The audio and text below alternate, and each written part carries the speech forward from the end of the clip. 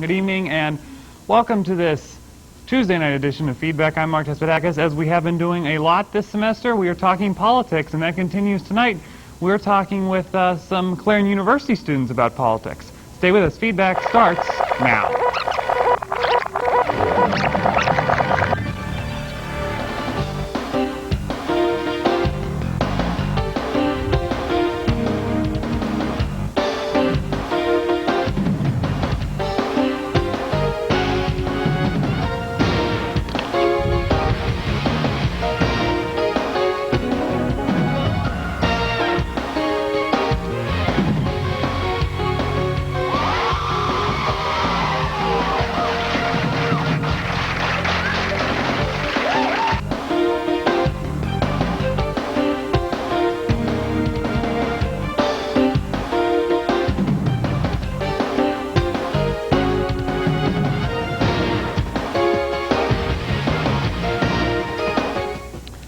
As I said, good Tuesday evening to you. It's a night of talking politics. We've been doing that a good bit recently, and we are doing that again tonight. We're joined tonight, we're going to be talking to, in the next two segments, by George Rutherford, who is actually from the Clarion University Young Democrats, right? That is correct. And Kate Zaffron, I pronounced that right. Yes. Okay. And you're from the Political Science Association. And Young Republicans. Which is just being formed, right? Right. Okay. So we're going to be talking to them about college politics, about politics in general. That's all coming up tonight. We're also going to be talking about some national things. It was primary day in Illinois today, and they're coming up with a way so that you don't have to deal with the pregnant chads and the dimpled chads, a way to maybe correct some of the problems that were had in Florida last year. We're going to be talking about that as well coming up. Stay with us. Feedback continues after the break. This portion of the programming was brought to you by the Clarion Bowl Arena, located on Route 322, 1 mile east of Clarion. Bowl Arena offers rock and bowl every Friday and Saturday night, and a game room with 8 pool tables and arcade games. Bowl Arena also offers bumper bowling for kids' birthdays and league play for adults. Call 764-3471. Again, that's 764-3471. What is a hero? Are heroes born, or are they made? In after-school programs, your kids will uncover hidden strengths, discover they have the power to change their future, and find the hero inside themselves. Let us know you on after-school programs in your area. Call 1-800-USA-LEARN. After-school programs, helping kids find the hero within. This portion of the programming was made possible through a grant by the Captain Loomis Hotel and Restaurant. The Captain Loomis Hotel and Restaurant is located at 540 Main Street in Clarion and offers dining as well as a nightclub. The restaurant and nightclub are open 7 days a week for your convenience. Call the Captain Loomis Hotel and Restaurant, 226-8400.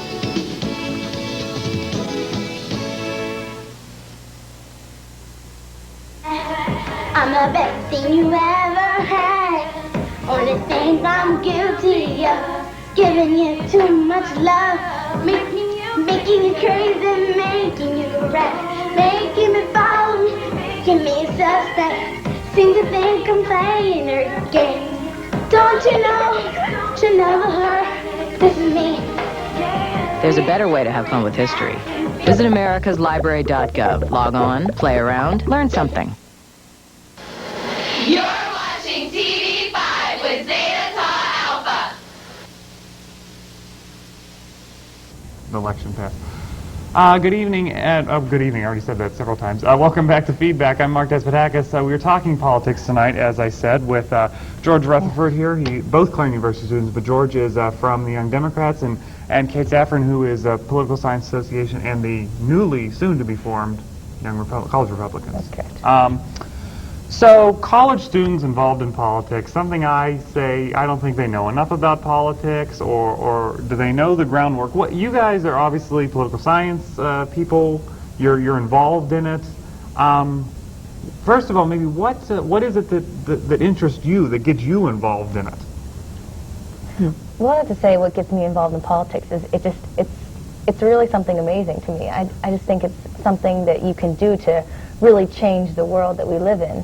And I think more people need to be involved, and not enough people care about what's going on in the world today. And so I think that's one of the things that by being involved in these organizations, we can hopefully reach out and talk to some of the students about, you know, what is going on and what they can do to make a difference. Not even, you know, in the world, but even on campus. So. I agree with a lot with what she said. My interest in politics really first fired off when I was in the military, because right out of high school I went into the United States Navy, and then after really being forced into a situation where you see politics at work firsthand, and you really just get an idea of what's going on, and it just really sparked my interest and took off from there. And coming to Clarion and becoming part of the Young Democrats, which is also a pretty new organization as well, and being around a bunch of other young people, and not even all young people. There are some people there who are, and we have one member I think that's in his 60s, but it's just really nice to see a group of people who want to get together and make a difference in the area, in the state and local government, you know, platform, and have such an interest in the national government as well. I just think it's really great. But like you said, I definitely don't think there's enough of it. Well, you know, you both say making a difference, and I agree that yes, absolutely, that there is a chance to make a difference, but sometimes it seems, how in the world can you get people involved? How can you get them to pay attention to the issues? Because they say the politics are boring. This is not, you know, you guys come at it from, I mean, you do enjoy it, but there are some people who do find it boring, but it's important nonetheless. How do you get the message out there to say you've got to pay attention to the issues? Maybe you have the magic answer. Well, I don't think there really is a magic answer, No. but what we try to do is we try to sponsor voter registration drives and, you know, at least get people registered to vote, because there's so many people on campus that aren't registered to vote, and I think that's one of the real big problems. And if we can get them registered to vote, that's a start. And I'm happy, you know, getting people registered. I mean, because we've run several registration drives, and people just walk past. No. Are you registered to vote? No. And it's really depressing, because it carries over into their adult life and in their careers, and then they sit there and they complain about what's going on in the world, and they really don't have any right to, because they don't vote. As long as you're registered to vote and you vote, then you have the right to complain. Good observation. I think, too, it's like a lot of other things. I mean, we also know that being in shape is good for you. We know that there's a lot of things that are good to do, and there are things that we should do. But like you said, a lot of times they're boring. They're not fun. And people don't want to do things that aren't fun if they don't have to. So I think one of the important things that we would have to do is try and make it interesting, raise awareness. And one of the things I was actually talking to Katie about earlier was that I also think it's important to not make it a, you know, Democrat versus Republican thing. It's just to try and get together, and we even our two organizations are working on trying to get some things together, like getting people to register to vote and whatnot. And I think that it'd be a great idea if during things like Spring Fling or whatnot, to set up outside of Gemmel, set up booths like some of the fraternities and sororities do, and maybe just try and set up little things that would make it more interesting, that could arouse interest of your average college student, because I think the average college student is concerned with the things that directly affect them. I think politics are interesting to the college student when it's a matter of tuition, when it's a matter of education. I mean, that's stuff we're all concerned with, but I think that it does have to go further than that, and we just really need to make it as interesting as we can to get people involved. I think that something that happened was a lot of people may have been disillusioned by politics based on our last presidential election. Oh boy. And I want to go into talking about that a little bit, but today was the Illinois primary, and they came up with this new system to improve voter accuracy. So I want you to take a look at this story. Keith Oppenheim takes us to the polls of the Illinois primary to explain how the new system works. Remember this? Florida officials struggling to determine if a Chad was hanging, swinging, or dare I say, pregnant. It did shake the confidence of a lot of voters, election 2000, the presidential election. So I think there was something needed. In Chicago and Cook County, that something is a ballot counter with a new feature called second chance voting. If your ballot's fine, the machine sucks up the punch card. But if you overvote, punch too many holes for one race, the machine spits the ballot back, identifies the problem, and then, if you wish, you can go to a voter correction booth to fix your error. Then there's undervoting. Okay, it came out because you undervoted. That means you didn't vote for all the candidates? Right. Is that okay? Yep. Okay, now I just override it. Again, you have the choice. Your undervoted ballot can be sent, or you can change it. It turns out undervoting is a major concern. In fact, in the 2000 presidential election, about 7% of the ballots cast in Chicago had no vote registered for president. That was about twice the average rate of undervotes in a major election here. They would have been very useful for the presidential election, because I think we could have alerted thousands of voters to the fact that they undervoted or overvoted, and they could have corrected that ballot. Chicago and Cook County officials hope the 5,000 machines installed will improve accuracy. As for griping, I still think that this should be easier. some things never change. In Chicago, I'm Keith Oppenheim reporting. And we should note that accuracy may come at a price. Chicago and Cook County spent $25 million for the purchase and installation of 5,000 second chance voting machines. All right, is this the answer? What they're doing? Absolutely not. That is absolutely... Voting is not that complicated. I voted several times, and it is not that complicated at all. All people have to do is pay attention to what they're doing, and a lot of people don't do that. Well, I mean, the woman in here says, I still think this should be easier in the story we just watched. I agree. I mean, I see what Katie's saying. If you really do pay attention, I don't think it's that difficult, but this is also coming from the perspective of people who are really interested in politics and who really get involved. Right. I think the average person who they want to have their level of involvement to be just going out and voting. They want it to be simple. Mm-hmm. So I don't think there's anything wrong with making it simple. How do you make it simple? I don't think I have the best answer, but I don't think it should be complicated. Well, I think instead of working so much on local answers, they should be working more on a sort of a national level, make it more so everything's interrelated, and they can keep track between the nation as a whole instead of just state to state, because I think that's where one of the problem lies also. Did the Florida incident disillusion people? I mean, Absolutely. what effect is that going to have? Maybe effect that we don't even know of at this point come the next presidential election, even if you look that far ahead. I think that it did disillusion some people, and it made it appear more complicated. And I know a lot of times if people only know what they see or hear on the news, and if they see that voting was a big complication issue in Florida, that's what they think it's going to be like. Mm-hmm. And I think that's just not a good thing at all. I mean, you don't want people going into a voting or into an election year with the mindset that this is going to be a big pain in the neck. Yeah. Right. That's the preconceived notion that they're going to have. It's Right. going to be very difficult, and it's not. Yeah, I don't think I've ever had a problem No, going into the booth. not personally. Is it worth it? I mean, whatever the solution is going to be is going to cost a good bit of money. I think that's certainly understood. Whether it be something going like a national system, or look what they're doing in Cook County, Illinois, $25 million for 5,000 machines. I mean, absolutely. Is it worth all the money? Or is it just worth to throw your hands up in the air and say, what can we do? It's not that hard.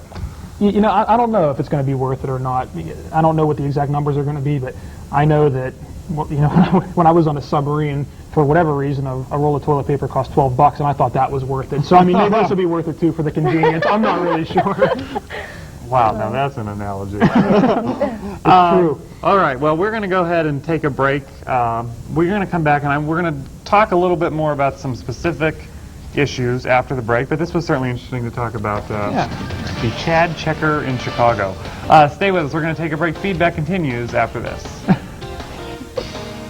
I wasn't going to school because I was making money stealing cars. Well, I was 10 when I first got involved with drugs. I skipped school because, nobody cared. When I first got pregnant, school was not important to me, so I dropped out. Well, if I don't finish school, then I can't go to college. I mean, that's the whole point of what I want to do with my life. I still need to go to school to make it for myself. I think I'm happier now. I know I'm happier now. This portion of the programming was made possible through a grant by Fox's Pizza Den. Fox's Pizza Den is located on Old Route 66 in Clarion and offers all-day delivery. Phone 226-5555. That's 226-5555. Fox's Pizza Den is open 7 days a week for your convenience. Phone 226-5555. You know, we sing for millions of girls, but helping out in schools, that's the real deal, baby. I know our love can multiply. I'm the cute one, you know what I'm saying? Have you ever been backstage before? Cause you're the exit. I think you'll find that gravity is key in what I do. Once was one, but now we're two. I'm spinning out of control. My bad. Oh. This portion of the program was made possible through a grant from Clarion Hospital. Clarion Hospital is located off of Exit 9 of Interstate 80. Clarion Hospital offers outpatient services, transitional care, as well as an emergency room open around the clock every day of the year. More than 400 employees and 80 physicians work to serve the community.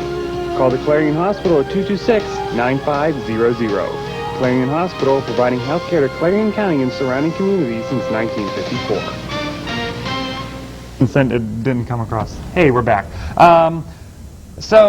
We are here with some college students who are very politically involved. George Rutherford, who is of the Clarion University Young Democrats, but he's also a Clarion University student.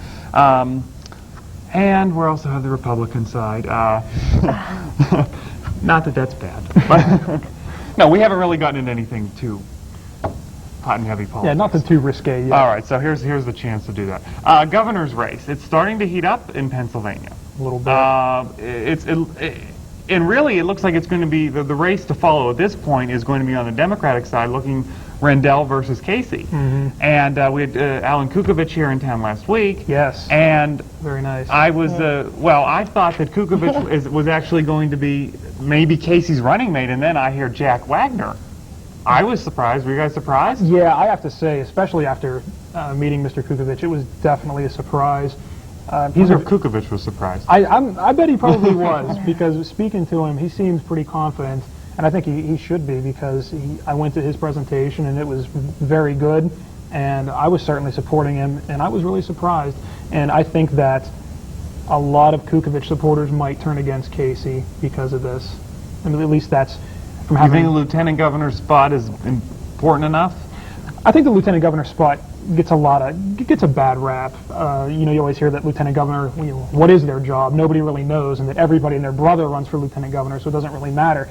But I do think that, I do think it's an important spot. I think it's a very important position, and I think that some people really base their vote around people like Alan Kukovich, and I don't think it's going to be a very huge detrimental blow to Casey's campaign, but I do think it will put a decent-sized dent in it. I agree. Kukovich did get out, and he did win some people over, but I really don't think it's going to make that big of a difference in Casey's. I think he's going to win. I think Casey's going to win. Well, but let me tell you what I thought. I thought Casey was going to win from the get-go, and then now all of a sudden Rendell. Every time I see him, I'm like, maybe he does have more of a chance than I thought he did. Does Rendell does he have a chance? Kate? Who do you want to see? I presume you want Mike Fisher? Yes. Okay. Who would you rather see Fisher run against, maybe, is the question to you. I think if he were to run against Casey, it'd be a more interesting race. Right. Definitely, right. By far. But I really, tell you the truth, I haven't paid much attention to Ed Rendell. I catch his commercials on TV quite regularly, but I would prefer if Casey... Really? Yes. See, I would think that the Democrats would say Casey's the stronger. It would be more interesting, but I think Rendell is the weaker candidate because, like you're saying, you see him on the commercials. That's how most people see him. Casey, we've been hearing about Casey. Well, number one, I think people are going to go in there and vote and think that it's former Governor Casey, because you know how people are. Because I've already heard some people that thought it was former Governor Casey, not realizing that it was his son. Yeah. That's a shame. That's really a shame. Originally, when Rendell throws his hat into this, I'm thinking, well, you know what, he's going to get the other side of the state, but can he get the western side of the state? I think that because Casey, I thought, was broad enough that we could, people know the name, number one. Do people know Rendell's name? But look, these ads are everywhere. Yeah, but I definitely think that having a Casey in office before is going to be his strong point in his campaign. Absolutely, I agree with that. In Pennsylvania, the name Casey means something. Not to do an unfair comparison, but look at the name George Bush. I mean, I think the name George Bush meant something. I know Sure. Katie's going to scowl at me, but it's true. I mean, political science will tell you that name recognition is going to mean something. Definitely. You know, things like going out and pressing the flesh and having a name for yourself and whatnot. These are all big factors, and I think in that case, Casey has the upper hand over Rendell. Now, how it's going to turn out overall, I'm not sure. I think you're right that Casey is probably a stronger candidate, but I mean, just from my, I don't think that there is a Democratic perspective in general, but from my perspective, I'm having a really hard time with it. Seeing who I would like to see run against Fisher, I'm really pretty torn, to be honest. Well, what happens then when, let's say Casey wins? I mean, what are we looking at for the race after? Mike after Fisher the all the primary? way. Well, I think that's a partisan view. Yeah, just a tad. You know, I mean, what happens because this Democratic race has been so popular now, and the Casey and Rendell name are out there. Right. Mike Fisher, what? Who? Is that going to be a problem? I can see it posing a potential problem, but I still think that Mike Fisher is a very strong candidate, and he is going to give Casey a pretty good run for his money. How interesting is this race going to be? Is this going to be a ho-hum, or are we going to actually I think it's going to be this? pretty good.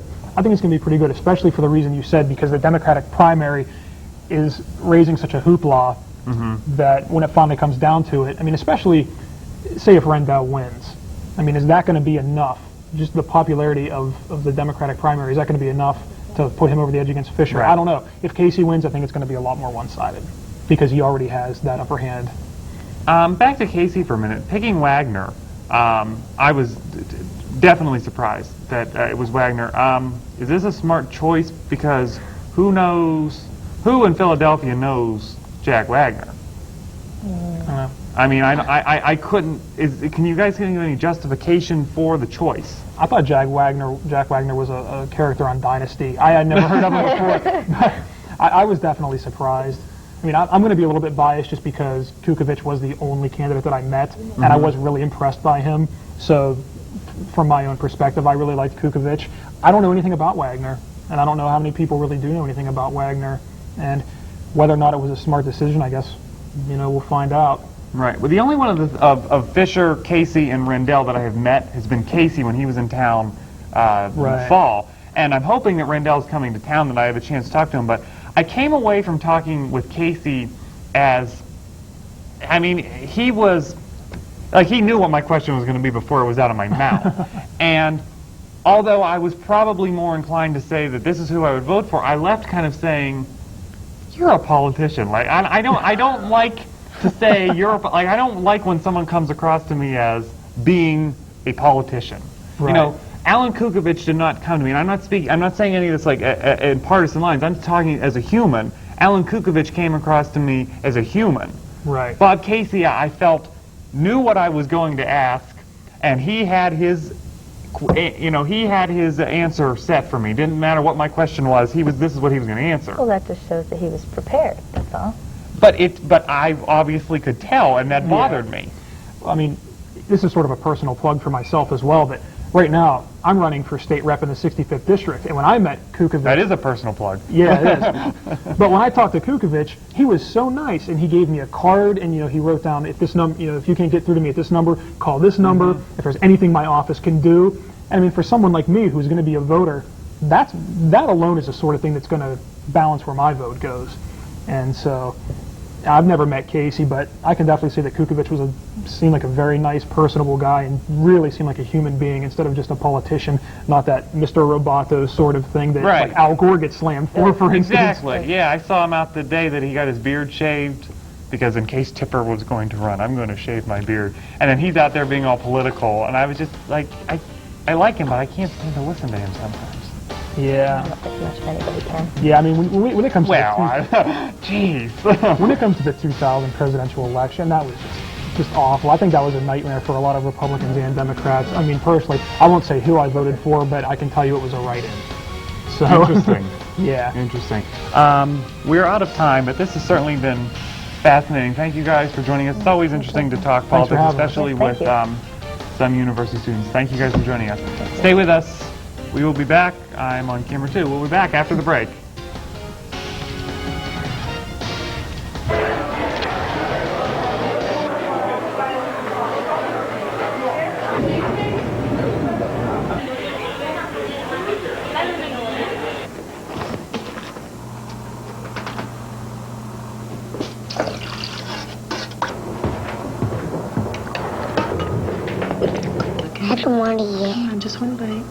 don't like it.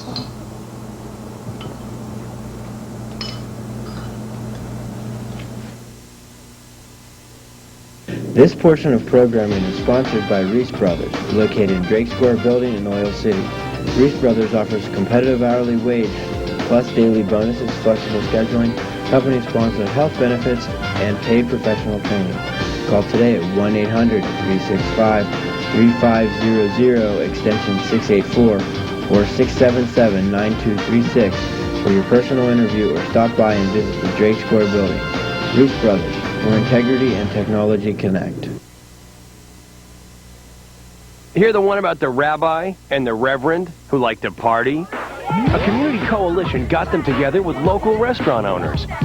Now they host drug-free kids parties. These guys know how to party. It's just one example of what community coalitions can do. But it's not the only way to keep kids away from drugs. Visit helpyourcommunity.org to find out what your group can do. Because you get more when you get together. Wardrobe for some TV5 News staff provided by Fashion Bugs located in the Clarion Mall.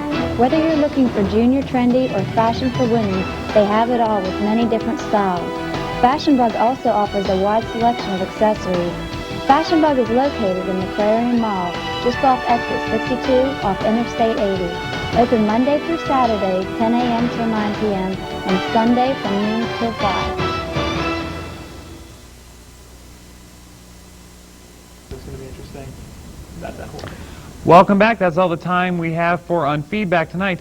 Join us on Thursday night. State Representative Fred McElhatton will be joining us, talking politics with him, talking a lot of things going on here in the district. Stay tuned tomorrow night, TV5 News at 7 o'clock, Sports Night at 7:30. We'll see you back here 7:30 Thursday night. Thanks for joining us.